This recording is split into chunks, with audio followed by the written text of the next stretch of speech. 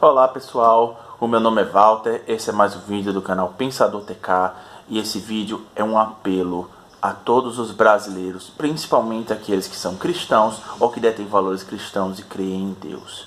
Nesse vídeo eu pretendo mostrar para você que votar em Jair Bolsonaro não é anticristão, porque o que eu tenho visto é muitas pessoas que não conhecem Jair Bolsonaro ou que são da esquerda, que criam uma falsa imagem de que ele é um candidato que defende valores, coisas que são contrárias à fé cristã, que são contrárias à Bíblia, são contrárias ao que Jesus falava. E eu pretendo mostrar para você que não, isso não é verdade.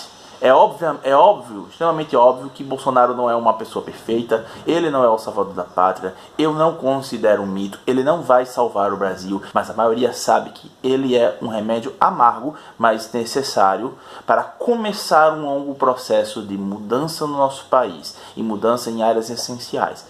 Mas sem mais delongas, eu imploro que todos vocês que simpatizem com o que eu estou falando possam espalhar esse vídeo nas mídias sociais. Peço desculpas pela apresentação horrível aqui, estou gravando da minha simples casa no feriado, mas é o que eu posso fazer e é isso que eu vou fazer. Então, sem mais delongas, vamos começar o vídeo.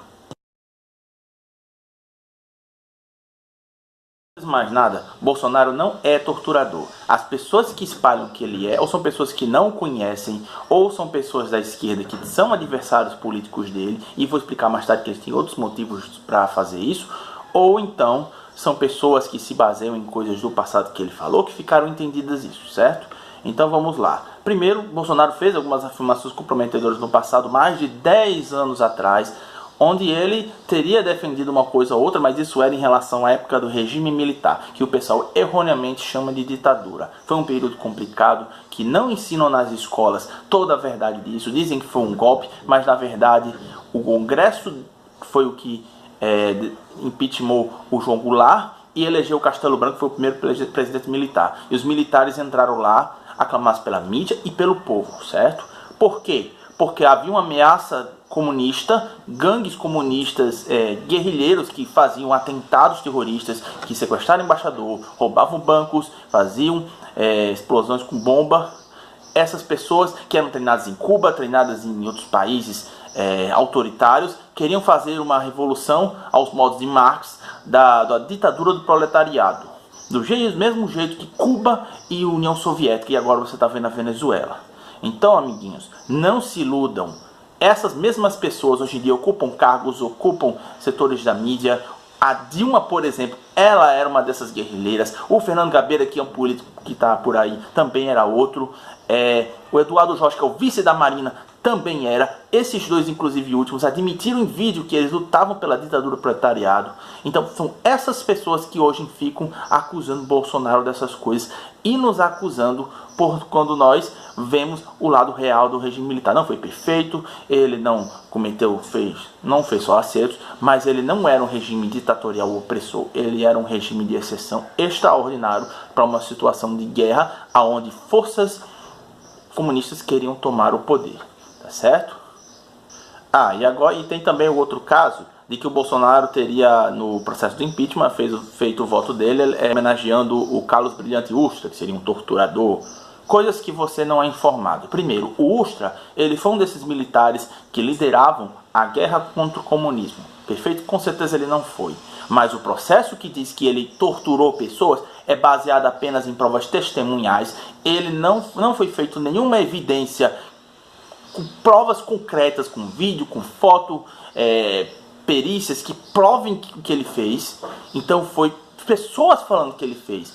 Então ele pode muito bem ter sido difamado. E Bolsonaro partiu disso para defendê-lo. Então mesmo que no futuro as pessoas provem não, na verdade ele era um torturador sim, Bolsonaro não estava vendo por esse lado, ele estava vendo pelo lado do que não foi provado. Então ele estava defendendo um cara que ele via como um defensor da paz e que combateu os comunistas. Então ele não pode ser acusado de torturador porque ele defendeu o coronel Brilhante Ustra, certo?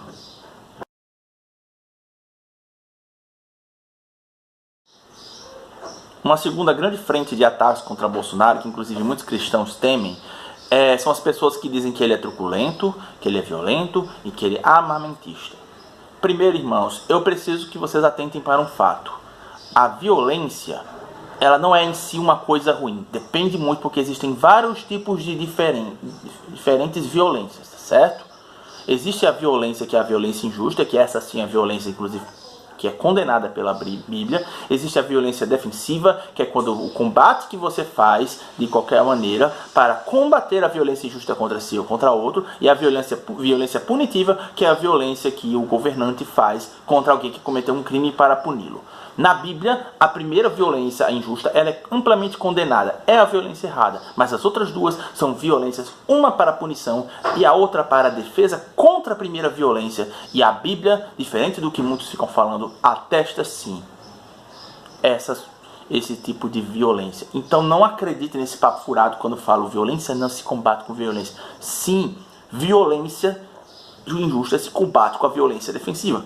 São tipos diferentes, mas são violências necessárias, porque você não vai conseguir parar um agressor violento com flores, com palavras, com persuasão. Você não vai conseguir, isso é uma ilusão, isso é uma demagogia. Não acredite nessas coisas. E se você ainda não acredita que isso não é contra a Bíblia, eu vou mostrar vários exemplos da Bíblia que provam o que eu estou dizendo. Então, para começar, abram suas Bíblias no livro de Neemias, no capítulo 4. Para quem não conhece a situação de Neemias, eu vou contextualizar vocês resumidamente. Você sabe que na história do povo hebreu, povo de Israel, eles foram escravizados por 70 anos no reino da Babilônia, que dominava o mundo naquela época. Durante esse tempo eles foram exilados de sua terra. Mas depois que o império da Média e da Pérsia, o império Medo-Persa, dominou o mundo e também dominou a Babilônia, Ciro, governante da Pérsia, ele libertou Israel, permitindo que eles voltassem para a terra. E um dos governantes do império Medo-Persa, o Artaxerxes, ele permitiu que o seu copeiro Neemias, que era um hebreu, ele voltasse a Jerusalém, capital de Israel, para reconstruir os muros que estavam quebrados. Porque quando Israel foi dominada, ela foi amplamente destruída pelo invasor que foi a Babilônia. Então, nesse sentido, Neemias, que virou governador da Judéia por causa disso, voltou para Jerusalém.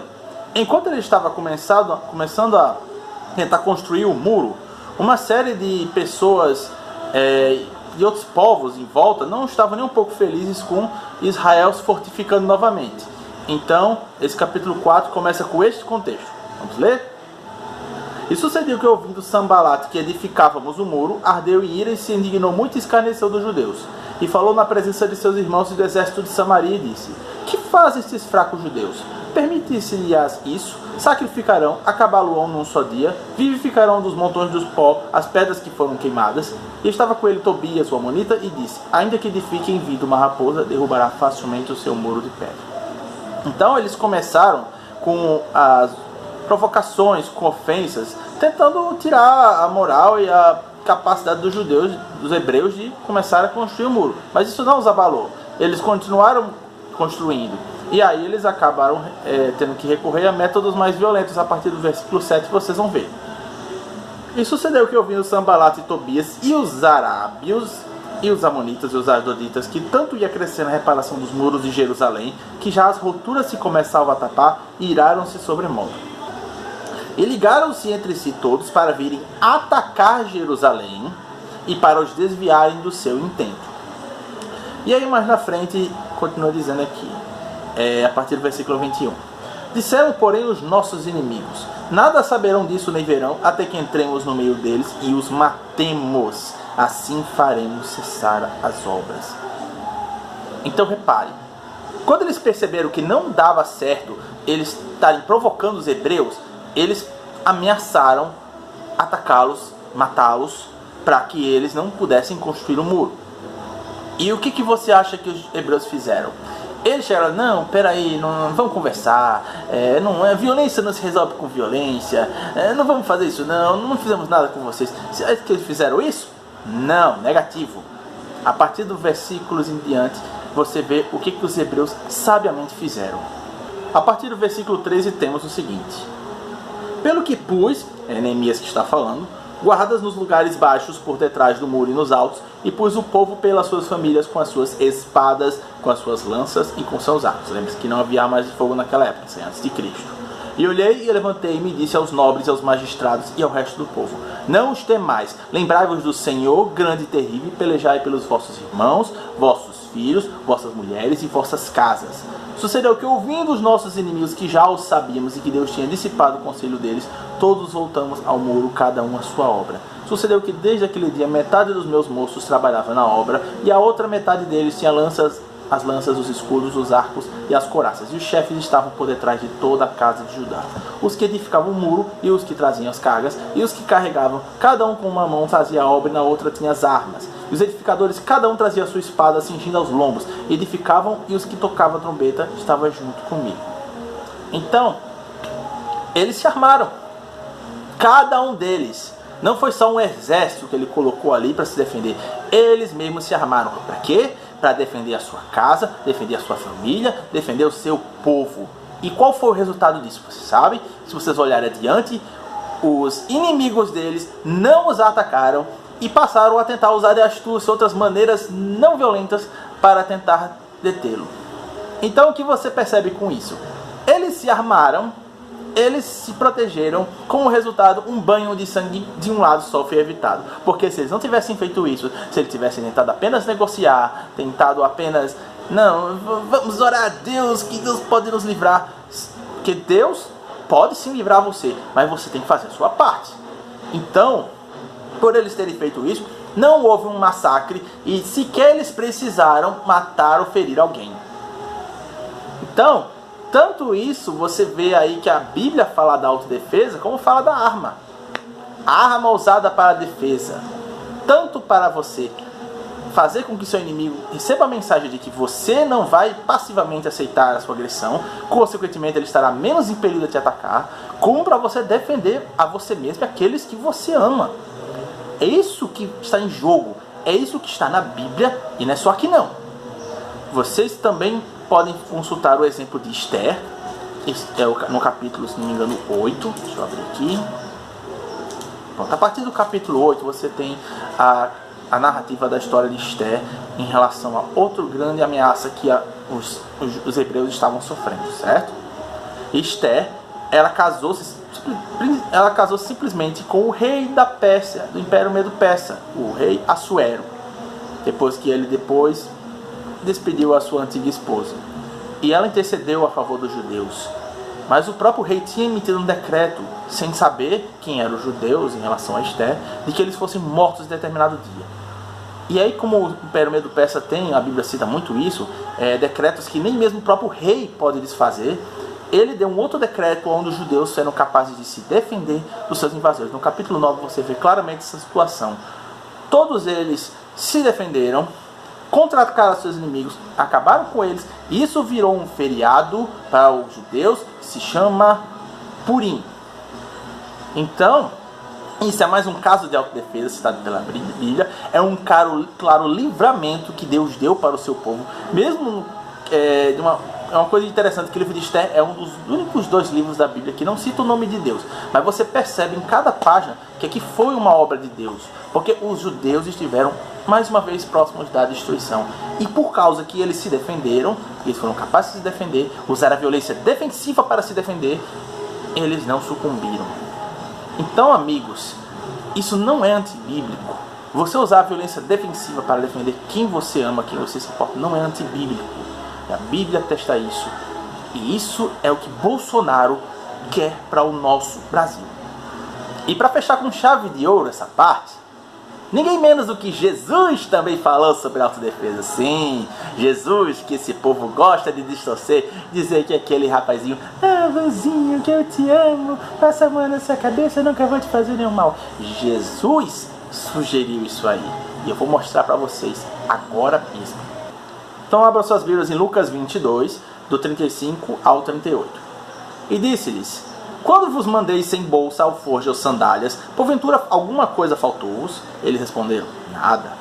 Disse-lhes: pois, mas agora, isso é Jesus falando, aquele que tiver bolsa, tome-a, como também o alforje, e o que não tem espada, venda sua veste e compre-a. Porquanto vos digo que importa que em mim se cumpra aquilo que está escrito, e com os malfeitores foi contado. Porque o que está escrito de mim terá cumprimento. E eles disseram: Senhor, eis aqui 2 espadas. E ele lhes disse: basta. As pessoas que criticam essa passagem de Jesus, dizendo que ele não está falando de armamentismo, dizem o seguinte: Não, Walter. Ali está dizendo que ele tem que ser contado como malfeitores, por isso que eles estavam com espadas. Peraí, quer dizer que o fato deles terem armas, eles parecem malfeitores? Primeiro, isso não tem nada a ver. Você viu relatos anteriores onde as pessoas se armavam e não eram malfeitores. É a mesma nação, só mudou a época. Segundo, Judas nessa hora já não estava, Judas Iscariote já não estava mais no meio deles. Eles tinham acabado de tomar a ceia. Judas Iscariote saiu quando Jesus revelou que ele ia ser o traidor. Então ele já foi lá fazer conluio com os principais sacerdotes para que eles fossem capturar Jesus lá no Getsemane. Então eles já estavam atrás dele. Eles não estavam pensando que ele era um malfeitor porque eles estavam armados. Eles já estavam tratando ele como malfeitor. Você vê lá no versículo 5 quando Jesus fala: vieste a mim com espadas e varapaus como se eu fosse um malfeitor? Está escrito um salteador? Está escrito nos versículos na frente. E a terceira coisa é que Jesus morreu entre os malfeitores. Isso foi cumprido quando ele morreu. Jesus foi contado com os malfeitores porque ele foi crucificado com um malfeitor, uma à sua esquerda e outra à sua direita. Então esse foi o cumprimento da profecia. Não foi porque os discípulos estavam armados de espadas enquanto ele foi preso. Então isso não cola mesmo. E aí outros vão dizer: não, mas lá na frente, quando Pedro usou a espada, uma das espadas, para cortar a orelha do servo lá do sumo sacerdote, Malco, Jesus disse lá: quem for embanhar a espada, com a espada morrerá, não faça isso, blá blá blá. Jesus falou isso porque, você vê lá na frente, que Jesus falou: ora, você não acha que se eu quisesse, eu não poderia rogar ao meu pai, ele me mandaria 12 legiões de anjos? Ou seja, Jesus não estava dizendo que Pedro errou em atacar o servo. Ele só disse que, cara, eu não preciso ser defendido. Se eu quisesse me defender, eu já o teria feito. Se eu não estou, é porque eu estou me entregando. Então deixa, basta. E a questão de quem morre pela espada, quem banha a espada, morre com a espada, é simples. Se você resolve lutar a guerra, você vai morrer na guerra, possivelmente. Essa é a lógica que sabe que ele estava falando. A lição é: se você não quer morrer através de combate, não entre no combate. É isso que ele está dizendo. Então isso não é argumento para dizer que Jesus não estava armando seus discípulos e permitindo que eles o fizessem. Então aí está explicado essa parte para vocês. Na descrição eu coloquei um texto meu que eu redigi sobre o que eu estou falando aqui, de forma bem mais detalhada. A parte da violência punitiva eu vou deixar para você olhar lá, certo? Porque senão vai ficar muito grande o meu vídeo. Então agora eu vou estar falando sobre a questão do truculento. Ah, Bolsonaro é truculento, é bruto, por isso ele não pode ser um cristão. É mesmo? Veja o seguinte, o amor, de fato o amor é gentil, é misericordioso e paciente. Mas o amor, ele também possui a disciplina e o zelo pela verdade. E o amor, às vezes, quando você tem que dizer a verdade, você tem que zelar pela disciplina, você tem que ser duro algumas vezes. Por isso que algumas vezes o pai vai e faz uma violência simples no filho, defensiva, uma violência punitiva na verdade, para castigá-lo, discipliná-lo pelo seu erro. Claro, uma violência que não seja uma violência realmente para machucá-lo de forma grande, só o suficiente para ele entender que o ato dele foi errado, porque às vezes outras coisas não dão certo. Então isso aí é uma forma de você ter um amor que se manifesta de uma forma aparentemente bruta e violenta. E eu vejo muito essas pessoas, até mesmo gente que não é cristão, criando esse espantalho do amor de Jesus, como se o amor de Jesus fosse aquele amorzinho: ah, meu amiguinho, eu aceito totalmente como você é, eu nunca vou machucar você, eu nunca vou ferir vocês. Tome muito cuidado com isso, gente, porque essa imagem parece muito piedosa, mas a Bíblia própria denuncia como isso pode ser uma grande fachada. Eu vou mostrar para vocês na próxima referência. Mas antes que eu te mostre essa referência, vamos olhar a duas partes da Bíblia importantes. A primeira é aquele trecho em que Jesus vai lá no templo e expulsa os vendedores, as pessoas que estavam lá prostituindo o seu templo, transformando em casa de comércio. Não que o comércio seja errado, mas ali naquele local não era lugar de comércio, era um lugar de culto a Deus, era um lugar de você oferecer sacrifícios pela remissão dos pecados. E eles se transformaram, como Jesus chamou, em convios e ladrões. E o que Jesus fez? Chegou lá: ah, por favor, não façam isso, saiam daqui. Não, Jesus saiu derrubando as mesas e até batendo os caras para que eles saíssem dali. Hoje Jesus seria considerado um cara fascista, defensor do discurso de ódio. Percebeu? Esse aí foi o amor e o zelo de Jesus por Deus, Pai, e pelo próprio Evangelho. Em outra situação, Jesus estava sendo abordado, eu não me lembro qual é a referência, mas é a referência que fala sobre o tributo da César, o que é de César, Deus o que é de Deus, certo? Se você reparar no início do capítulo, o fariseu, ou seja lá quem for que foi abordar Jesus, ele chegou da forma mais meiga possível para Jesus. Ele chegou: oh, mestre, sabemos que você é enviado de Deus, que ninguém pode falar nada no viés dele, você é o cara e tal. Falou um monte, puxou o saco de Jesus até você não poder mais. Aí no finalzinho ele soltou o veneno. Ele estudar tributo a César, não. Veja só isso. Muitas dessas pessoas que ficam falando essas coisas desse Jesus excessivamente piedoso e taxando os cristãos de malvados, de anticristãos, os cristãos que têm às vezes uma truculência na demonstração do amor e do apreço pela justiça, são pessoas assim, elas têm palavras suaves, mas elas têm intenções ruins por dentro. Esse cara, tudo que ele queria era colocar Jesus em uma enrascada. Porque ele sabia que se Jesus dissesse que não era lícito dar tributo a César, os romanos iam prender ele porque ia considerar que ele estava conclamando os judeus a se rebelarem. Se ele dissesse que era lícito dar tributo a César, os judeus iam ficar com raiva dele porque ele está se colocando do lado dos romanos. Então Jesus, antes de Jesus responder sabiamente ao dizer pois a César o que é de César e a Deus o que é de Deus, que foi uma resposta meio que no meio desses dois, não foi nenhum que ele queria em nenhum dos lados, Jesus disse na cara dele: por que me tentais trazer essa moeda? Jesus não chegou para ele: muito obrigado, você é um amor, mas assim, vamos conversar. Não, Jesus na cara dele mostrou a sua hipocrisia, a falsidade que ele estava fazendo com aquela casca de piedade, mas que na verdade ele estava querendo esfaquear Jesus pelas costas. Então tome muito cuidado.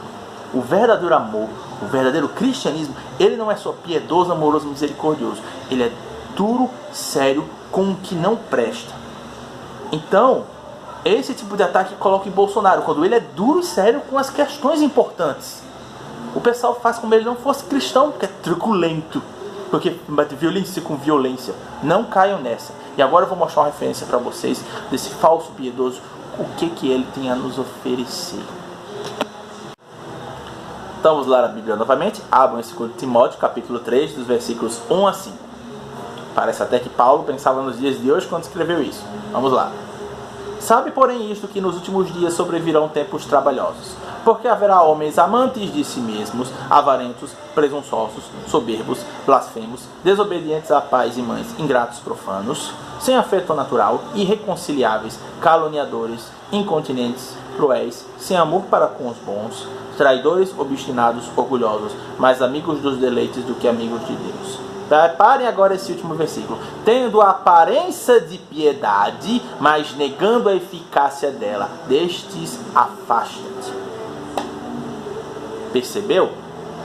Essas pessoas têm toda uma sorte de características ruins. Características que vão de atentam contra a lei de Deus. Características que são imorais. Mas eles têm a aparência de piedade. Ou seja, eles parecem ser bons. Eles parecem ser bons, mas eles não são. E se eu te contar que as pessoas que mais englobam essas qualidades são justamente os de esquerda? Ou seja, aqueles que Bolsonaro combate. Duvida? Vamos lá. Ele diz primeiro que há homens amantes de si mesmo. Bom, amantes de si mesmo? A esquerda, o que eles mais querem? Eu sou injustiçado, isso não é possível, eu quero mais direitos e privilégios.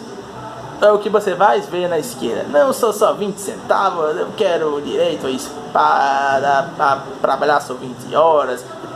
A esquerda é especialista em vitimização e a tentar olhar apenas para si. Isso não é uma característica cristã. Mas vamos lá. Avarentos também se enquadram nessa aí. Presunçosos, os esquerdas se acham superiores, jogam na cara dos outros que eles estão errados e que o que eles fazem é certo, não importa como eles vão fazer, os fins justificam os meios.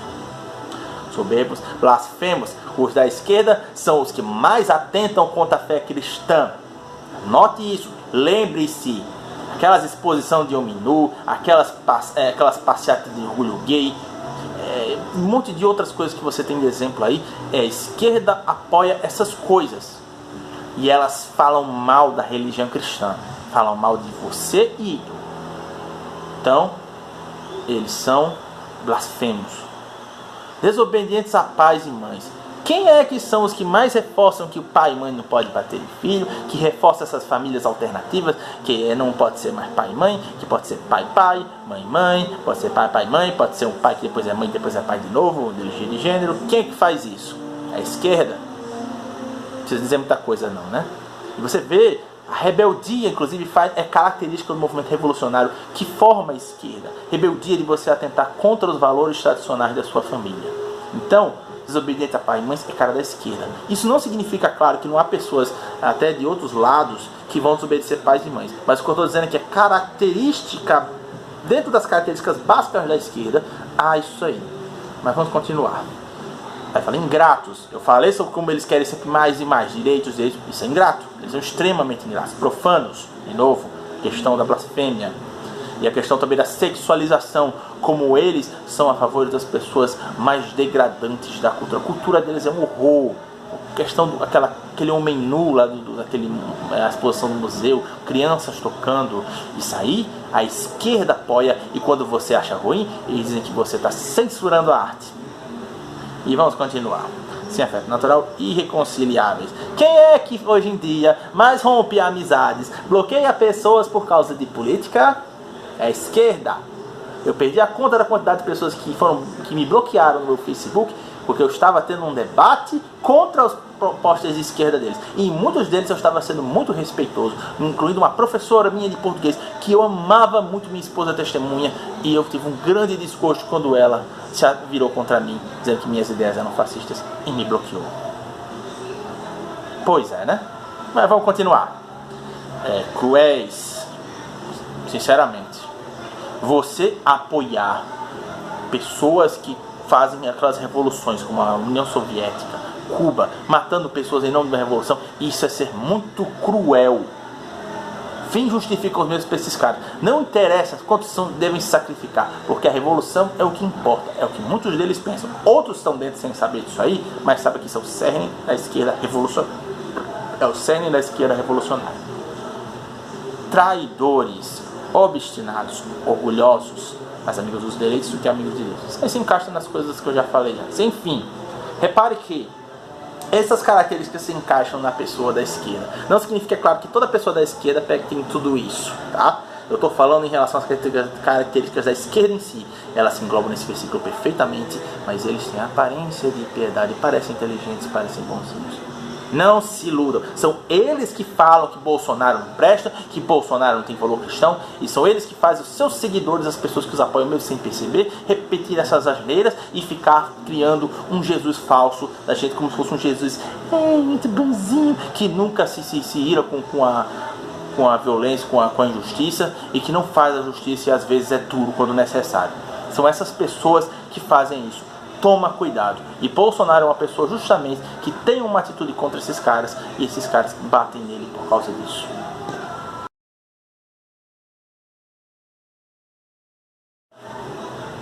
Outra coisa que usa muito para falar mal da gente, especialmente do Bolsonaro, é a questão de propagadores de ódio.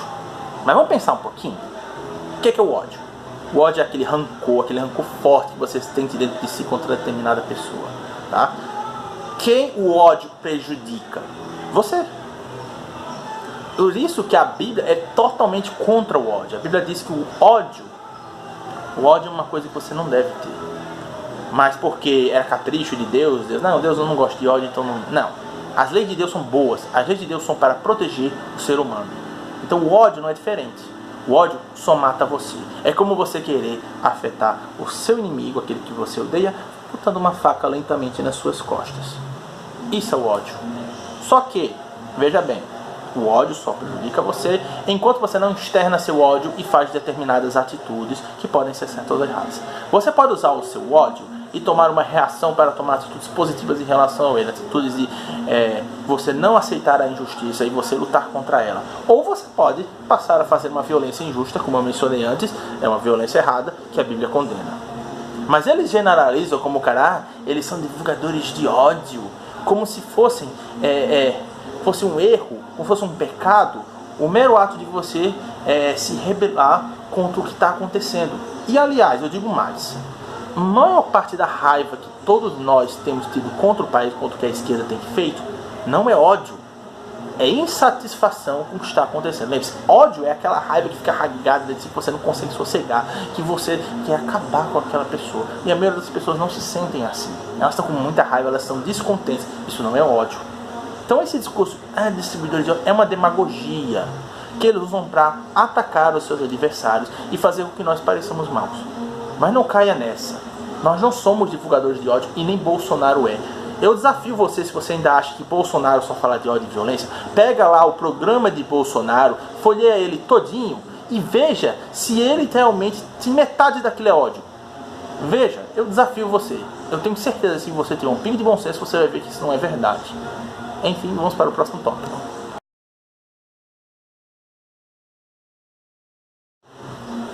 Outra coisa que é amplamente divulgada contra Bolsonaro é que ele seria racista, que ele tem um discurso racista. Em primeiro lugar, vamos nos situar de volta na perspectiva cristã. É óbvio que o racismo é algo totalmente condenável, inclusive na própria Bíblia. Jesus, ele fala que Deus não faz acepção de pessoas, significa que Deus, ele não tem assim uma visão privilegiada de um em relação ao outro, por qualquer coisa que seja. Ele vê a todos os seres humanos como igual. No máximo, ele vai ver diferente aqueles que o seguem e aqueles que não o seguem. Porque os que o seguem são aqueles que aceitaram o chamado dele para poder servi-lo e assim serem salvos. Mas é só isso. De resto, Deus não faz acepção de pessoas. Consequentemente, a acepção de cor, chamada racismo, ela não é válida biblicamente. Só que o que acontece? A esquerda, ela pega uma linha de falsas narrativas, criando situações onde o racismo é pequeno ou até não existe, e usa isso para criar uma geração de pessoas oprimidas e a gerar também uma parcela de pessoas opressoras a esses oprimidos. É o velho discurso de Marx do proletariado contra a burguesia opressora, proletariado oprimido. E aí no caso são os brancos opressores e os negros oprimidos. Mas isso na maioria das vezes é uma grande falácia, é uma grande mentira. E aí você vê pelos frutos deles que as políticas dele, em cima disso aí, a política da esquerda, é umas políticas amplamente racistas. A cota racial, por exemplo, ela é racista duplamente. Ela é racista contra aqueles que não são negros, porque eles não recebem um privilégio de poderem competir naquela seleta classe dos cotistas, e assim eles têm mais dificuldade, chegando ao cúmulo de um cara, por exemplo, vamos supor, 100 vagas para os normais, 10 para cotistas, vamos supor. Aí o 101º, ele tirou 9, a nota dele foi excelente. E o melhor cotista tirou 8. Então no normal, o cara lá ia ser aprovado. Mas tiraram 10 vagas lá para colocar cotista. E aí não colocaram os melhores. Aí criam essa situação que é um racismo contra os de outra cor e também contra os negros. Porque eles têm que colocar numa classezinha à parte, privilegiada, para que eles passem um menosprezo às suas capacidades. Ao invés de poder resolver o problema lá na raiz, lá atrás, na educação básica, que o governo do PT não fez, ele só enfiou gente na universidade, porque só ele que volta, e aí acontece essa normalidade. Mas vamos lá, o pessoal fala que Bolsonaro é racista, só existem duas situações que eles conseguem enquadrar ele, mas em todas as duas ele está errado. Primeiro, teve o caso da Preta Gil, onde ele compareceu ao programa de CQC, mais detalhes no artigo que eu fiz na descrição, e houve visivelmente um áudio forjado, onde ele recebeu uma pergunta, respondeu aquela pergunta, que era em relação ao homossexualismo, em relação ao comportamento sexual errado, e aí depois colocaram uma pergunta como se fosse em relação a negro. E não era isso. Está explicadinho lá, você pode dar uma olhadinha, pesquisa por si mesmo. O segundo caso foi aquele caso das quilombolas. Olha, você com toda honestidade, veja o vídeo sem preconceitos, o que Bolsonaro fala, tente entender o contexto do que ele está falando, e você vai ver que o que ele está falando não é contra negro, é contra a política de quilombolas, que é uma política perversa feita por Lula para poder fazer uma reforma agrária para alguns negros. Nem mesmo negros querem essa política idiota. Você quer ter uma ideia de como isso é perverso? Quero falar desse livro aqui, Revolução Quilombola, autor Nelson Ramos Barreto. Esse livro, ele não foi escrito ontem, ele não foi escrito após os comentários de Jair Bolsonaro. Esse livro, deixa eu ver aqui o ano dele. Esse livro é de 2009, aqui ó. 2009. E eu quero que vocês atentem para isso aqui, ó. Vocês estão vendo esse monte de pontinho preto aqui no nosso mapa? Tudo isso é demarcação quilombola que o governo quer fazer. Você percebe que há muitas demarcações enormes. E nesse livro mostra que as demarcações às vezes atingem municípios inteiros desapropriados para fazer quilombolas. E pare para pensar em uma coisa. Se o quilombo é símbolo de resistência contra a escravidão acabou. Para que criar quilombolas de novo se não há mais escravidão? Você cria um símbolo de uma época de opressão, uma época sim de opressão, de seres humanos sendo subjugados por um trabalho miserável, escravo. E você, nos tempos atuais onde isso não existe mais, ou se existe, é muito pequeno em um lugar clandestino, você cria situações dessas onde os caras vão relembrar isso aí e vão morar como se fosse essa situação. Você acha que isso faz algum sentido para combater a escravidão e o racismo? Não faz. Pois bem, era sobre isso que Bolsonaro estava criticando. Ele falou que esse político quilombola é um absurdo. Aí ele disse que relatou que foi uma quilombola, ou seja, uma quilombola, aonde ele disse que o menor, o mais magro deles pesava 7 arrobas, que é uma medida portuguesa, tá? O pessoal chia porque ele usou uma medida como se fosse de animal. Bom, ele usou um jeito hiperbólico para se rezar sua revolta. Mas aí ele estava falando porque o cara era gordo. Ele estava falando do que ele viu. Ele viu um cara gordo, viu que todo mundo era gordão. Por quê? Porque não faziam nada. É o que ele está afirmando. Eles chegam lá na quilombola, são bancados pelo governo com dinheiro público e não fazem porcaria nenhuma. Se você acha ruim o que Bolsonaro falou, é muito simples. Vá lá visitar a quilombola que ele falou, prove que esses caras não são gordos, aí pode dizer na cara, ó, tá vendo, você caluniou eles. Mas fizeram isso? Não. Disseram que Bolsonaro ele foi racista. Não há racismo nisso. Ele está falando do que viu e não há erro nenhum em você descrever aquilo que você viu. Pessoas gordas que não estavam fazendo nada. Virou crime você mostrar aquilo que vem na sua frente. Se eu vejo uma pessoa de 200 quilos na minha frente e digo que sou gorda, eu sou um gordofóbico, por sinal isso que a esquerda faz muito. Por favor, né, gente? Então vocês percebem que esses são os dois únicos exemplos que o pessoal fala de Bolsonaro, que ele é racista, e aí está provado que ele não é racista coisa nenhuma. Olhe por si mesmo, veja as informações e pense fora da caixa.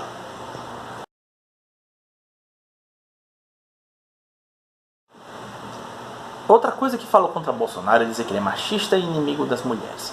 Vamos antes falar da visão bíblica. Nós sabemos que Deus criou o homem macho e fêmea.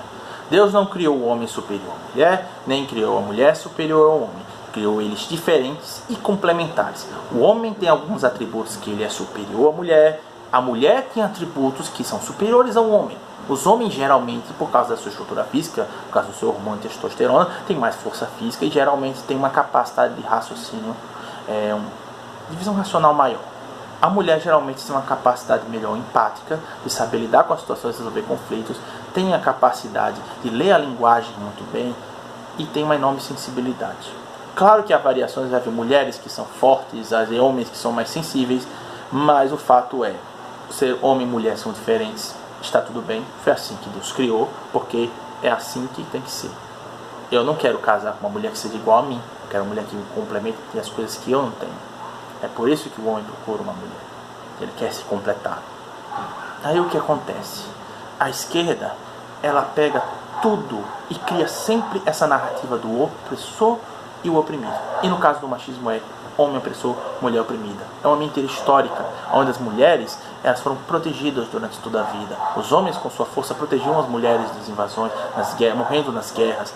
E os homens, eles protegiam as mulheres, até mesmo na idade das cavernas. Protegiam os animais selvagens, ela caçar, enquanto a mulher ficava na segurança da caverna.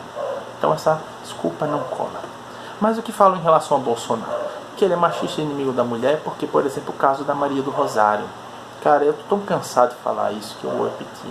Maria do Rosário, simplesmente, ela estava defendendo um estuprador chamado Champinha, que estuprou e matou uma moça inocente. E porque ele era de menor, 16 aninhos, ela queria enquadrá-lo no ECA e Bolsonaro não. Ele queria uma redução da maioridade penal, porque esse cara fosse punido pelo crime perverso que ele cometeu.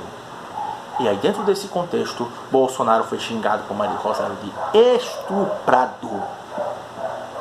Nenhum homem, nenhum ser humano, na verdade, mas no caso um homem, vai aceitar de bom grado ter sua honra ferida sendo chamado injustamente de estuprador. Então Bolsonaro revelou e falou: então você não merece ser estuprada, chama ela de feia.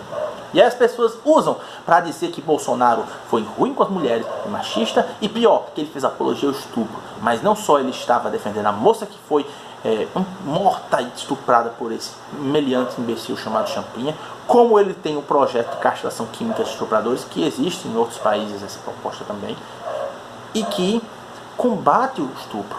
Ele é a favor de penas mais duras. Então como é que ele faz apologia a estupro? Como ele é machista? Eu vou contar uma coisa para vocês. A esquerda, ela cria muita narrativa de que você não pode falar mal de uma mulher. Por que isso? Você acha que eu estou inventando? Tente falar com algumas feministas que mulher fez isso, aquilo. Não, você não pode fazer isso, que machismo. Eu já experimentei isso, caras. Fala como se a mulher não pudesse ser criticada. Mulher e homem podem ser criticados. Você tem quantos exemplos de homens bons como exemplo de homens ruins. Tanto exemplo de mulheres boas como mulheres ruins. A própria Bíblia mostra mulheres extremamente piedosas, mulheres de valor, como Ruth, como a Esther, como a Raabe, até mesmo a Maria, mãe de Jesus, mas também mostra mulheres perversas. Tem a mãe do rei Asa, tem a Jezabel, que é conhecida até hoje como um símbolo de uma mulher perversa. Então você tem os dois lados. O ser humano pode ser tanto bom como ruim.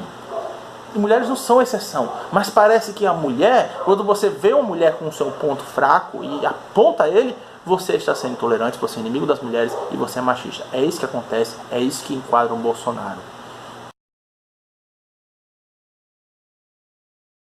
E por último nós temos a alcunha de homofóbico. Bom, voltando à Bíblia novamente, nós sabemos que Deus criou o homem ou a mulher para coabitarem entre si. Deus criou os organismos do homem e a mulher para terem a relação sexual um com o outro, de forma que homem não dá, mulher não dá. Esse é o fato, essa é a realidade, não podemos negar essa. Deus só criou heterossexualidade como válido. O que vier acima disso, além disso, a inversão é pecado. Mas isso não significa, claro, que uma pessoa pode fazer uma violência injusta contra um homossexual, principalmente só por ser homossexual. A Bíblia sim nos exorta o amor, nos exorta a tolerância e o respeito a essas pessoas e a sua atitude. Mas também nos exorta a mostrar a verdade, a advertir sobre os seus erros quando for necessário. Claro, sem violência injusta. Mas o que acontece? O cristão, hoje em dia, simplesmente por se colocar contra o ato homossexual, não contra o homossexual, ele é taxado de homofóbico. E no caso de Bolsonaro não é diferente. Principalmente porque Bolsonaro ele é contra a militância homossexual, que faz uma verdadeira imposição do homossexualismo, como se ele não pudesse ser criticado. Lembra do caso das mulheres que eu falei? Pois bem, você não pode criticar um comportamento homossexual, senão você é homofóbico. E eles pegam as mortes de homossexuais no Brasil e dizem que foi por homofobia. Mas eles não têm nenhuma evidência de que é por homofobia. Porque para ser por homofobia, você tem que provar que a morte foi fundamentada no ato do cara ser homossexual. E na maioria das vezes você tem mortes de homossexuais, mortes normais de assalto, mortes em acidentes, em brigas, mortes até mesmo de ciúmes de parceiros. Então os homossexuais estão morrendo junto com os outros seres humanos como eles no Brasil, heteros, bissexuais, o que for, por causa da violência no Brasil. Então não tem homofobia como eles dizem. Se tiver, é muito pequeno. Mas enfim, Bolsonaro se opõe a essas militâncias e por isso que ele é taxado de homofóbico. Mas ele nunca fez uma violência injusta contra homossexuais e nem propagou isso. Já falaram, por exemplo, que ele disse que bateria em homossexual se visse na rua? Não. O que acontece é que Bolsonaro, a visão dele em relação ao homossexualismo é que é um problema de comportamento, é a visão pessoal dele. Então ele falou dentro da sua família, ele disciplinaria um filho se fosse homossexual, assim como disciplinaria qualquer outra coisa que ele julga errada. É a disciplina da família dele. Não estamos falando de agredir, de ridicularizar, estou falando de disciplina com o que você acha certo para sua família. Isso no âmbito familiar dele. Ele nunca, em nenhum momento, falou disso como método de governo, de forma alguma. Quem fez mal a homossexuais são dois tipos de governos: os islâmicos lá na Ásia e na África e ditaduras comunistas. Vá pesquisar Cuba, Fidel Castro, que ele fez com homossexuais. Vá pesquisar a perseguição da União Soviética a homossexuais. São esses que perseguem, mas eles nos acusam de que vamos fazer isso. Então, amados, eu espero que vocês tenham gostado. Eu espero que eu possa ter mostrado para vocês de uma vez por todas que não há nada de anticristão, não há nada contra a Bíblia, não há nada contra a vontade de Jesus você votar e apoiar Bolsonaro. É claro que Bolsonaro não é perfeito, é claro que você pode discordar em um ponto ou dois, mas ele não é essas coisas que pintam dele. Isso tudo é fruto de uma mídia que é dominada por essa esquerda, que quer manter esse projeto de poder no Brasil para transformar o nosso Brasil em uma ditadura proletariado, ou pelo menos uma ditadura socialista, como está na Venezuela. Não se iludam, gente. Isso aí é o propósito desses caras. É por isso que Bolsonaro é atacado por todas as mídias. Veja, Isto É, Rede Globo, todos eles têm uma oportunidade de bater nele. Todos os outros candidatos no último debate falaram indiretamente e diretamente de Bolsonaro. Foi uma vergonha. 90% do primeiro e do segundo bloco de entrevistas lá, ao invés de eles estarem falando de problemas do Brasil, apontando os erros uns dos outros, eles estavam só usando o espaço para falar mal de Bolsonaro. E ainda tiveram um deles, o Ciro Gomes, teve a ousadia de dizer que ele não tinha ido porque amarelou, porque ele teve medo do debate, mas é porque ele estava amplamente machucado, se recuperando da quase morte que ele teve naquele atentado. Então você perceba, qual dos candidatos foi o único que quase morreu? Bolsonaro. Qual é o único que toda a mídia ataca? Bolsonaro. Qual é o único que se coloca contra toda essa esquerda, que é anticristã? Não tem como você apoiar a esquerda e você ser cristão. Ou um ou outro. No máximo você está iludido. Porque não tem comunhão de luz com as trevas. Então eu te conclamo, compartilhe esse vídeo, envie para todas as suas redes sociais. Não precisa indicar que é meu canal, não precisa nem sequer indicar o meu vídeo. Baixe o vídeo, envie para onde você quiser. Esse é o apelo que eu faço a vocês, porque eu estou preocupado com meu país, eu estou preocupado se o PT ou qualquer outra esquerda, mas principalmente o PT, assumir o poder. É isso que eu posso fazer na minha simplicidade, com meu cabelo arrepiado, com minha casa simples, mas é isso que eu posso fazer pelo meu país e por vocês, na minha simples e humilde possibilidade. Então eu agradeço por vocês terem vindo, eu sei que foi um vídeo longo, mais detalhes estão no artigo que está na descrição. Deus abençoe vocês e lembre-se, como eu sempre falo no meu canal, a verdade é uma só. Valeu, gente, e Bolsonaro 17.